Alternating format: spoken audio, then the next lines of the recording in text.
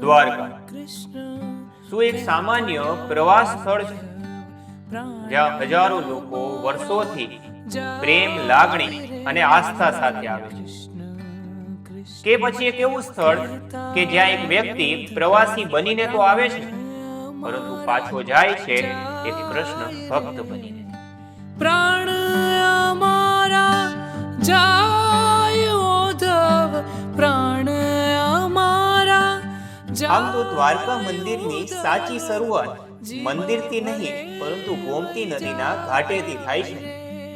વહેલી સવારે જ્યારે તમે ગોમતી ઘાટના પગથિયા પર ઊભા રહીને સવારના સૂરજને ઉગતા જુઓ અને ઠંડા પવનમાં કૃષ્ણ નામની સુગંધનો અનુભવ કરો, તે સમયે તમને એવો અહેસાસ થાય કે જાણે આ નદી પોતે ભગવાનનું કરુણા સ્વરૂપ બની તમારા બધા પાપો, ચિંતાઓ અને દુઃખોને વહાલેથી ધોઈ રહી છે.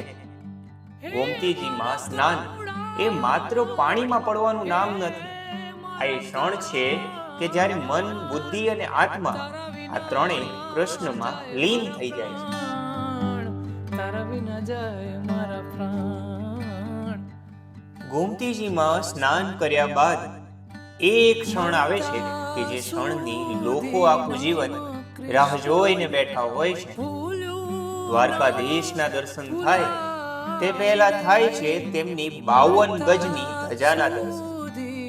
12 રાશિ, 27 નક્ષત્ર, 10 દિશા, સૂર્ય, ચંદ્ર અને ખુદ દ્વારકાધીશ જે ધજામાં હોય તેવી ધજા પવનથી નહીં પરંતુ શ્રી કૃષ્ણના શ્વાસથી ફરકતી હોય છે.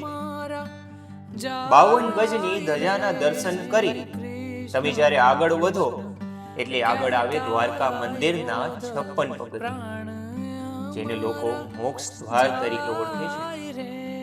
એવી માન્યતા છે કે આ પગથિયા ચડવાથી મનુષ્ય મોક્ષની પ્રાપ્તિ કરે છે.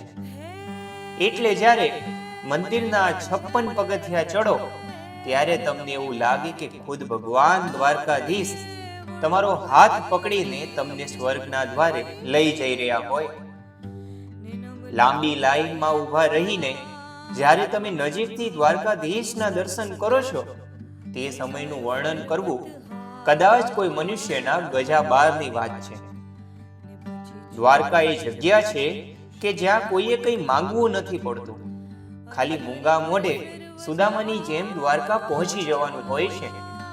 એટલે ભગવાન શ્રી કૃષ્ણ તે મનુષ્યના એક મિત્ર બનીને તેની દરેક મનોકામનાઓ પૂરી કરી દે છે. દ્વારિકા કે જ્યાં માત્ર કૃષ્ણ મંદિરમાં નથી પરંતુ ધરતીની કણ-કણમાં, સમુદ્રની દરેક ગુંજતી લહેરોમાં, દ્વારકાની દરેક વસ્તુમાં અને દ્વારકા આવતા લોકોના શ્વાસ અને તેમના હૃદયના ધબકારામાં વસે છે. કૃષ્ણ કૃષ્ણ કહેતા ઉદ્ધવ, પ્રાણ મારા જાય રે. કૃષ્ણ કૃષ્ણ કૃષ્ણ કૃષ્ણ.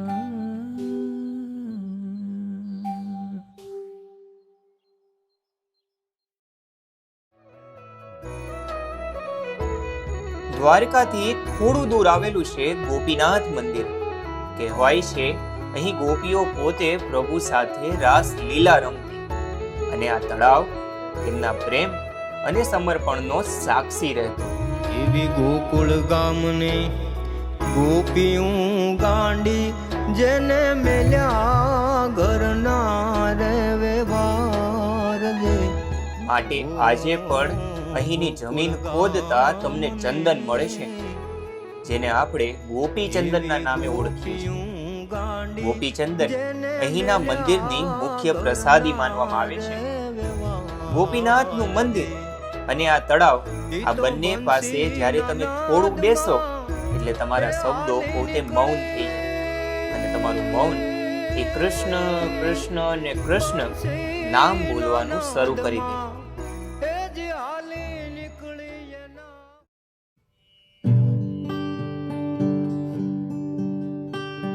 દ્વારકાથી 16 કિલોમીટર દૂર આવેલું છે 12 જ્યોતિર્લિંગમાંનું એક જ્યોતિર્લિંગ એટલે કે નાગેશ્વર જ્યોતિર્લિંગ. રમતો જોગી આ જગ્યાને લઈને અનેક દંતકથાઓ પ્રચલિત છે. કહેવાય છે દ્વારકાની રક્ષા માટે ખુદ કૃષ્ણ ભગવાને અહીં મહાદેવની તપસ્યા કરી હતી અને ત્યારબાદ મહાદેવ અહીં નાગેશ્વર રૂપમાં બિરાજમાન થયા.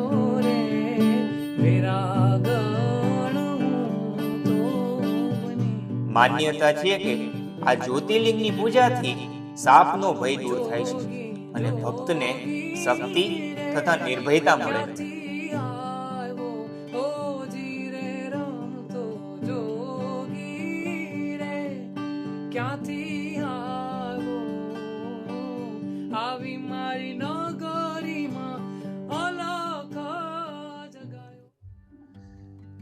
દ્વારિકાથી થોડું દૂર આવેલું છે રૂક્ષ્મણીજીનું મંદિર. દ્વારકા આવો અને રૂક્ષ્મણીજીના દર્શન કર્યા વગર પાછા જવું જાણે યાત્રાનું અડધું પૂન છોડીને જવું. રૂક્ષ્મણીજીનું મંદિર નાનું છે, પરંતુ મંદિરનો તેજ અને મંદિરમાં રહેલો શાંતિ ભાવ અદ્ભુત છે. કહેવાય છે એક વખત દુર્વાસા ઋષિની વિનંતી પર શ્રી કૃષ્ણ અને રૂક્ષ્મણીજી તેમને ભોજન માટે જાતે રથ ખેંચીને લઈ જઈ રહ્યા હતા.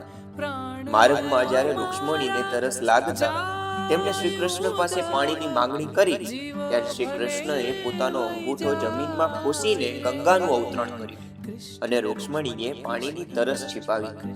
પરંતુ તે જ સમયે દુર્વાસા ઋષિને પાણીનું ન પૂછતા તેમને અપમાનજનક લાગ્યું અને તેમણે રૂક્ષ્મણીજીને પોતાના પતિથી દૂર રહેવાનો શ્રાપ આપ્યો. આ શ્રાપને લીધે આજે પણ આ મંદિરમાં જલદાન દેવામાં આવે છે. તેમજ આ મંદિરમાં કહેવાય છે કે જે વ્યક્તિએ કૃષ્ણનો પ્રેમ સમજવો હોય તે વ્યક્તિએ એક વખત રૂક્ષ્મણીજીને સમજવા પડે.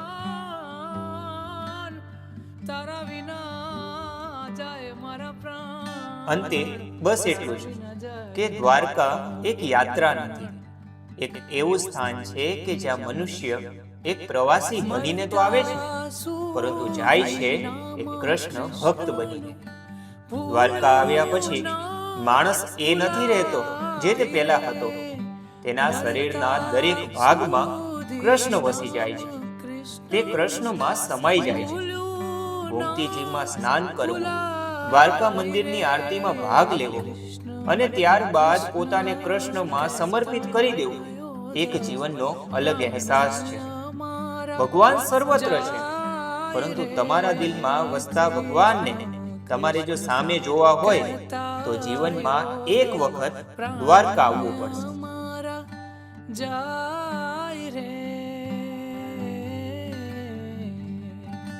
કૃષ્ણ કૃષ્ણ કહેતા યોધવ પ્રાણ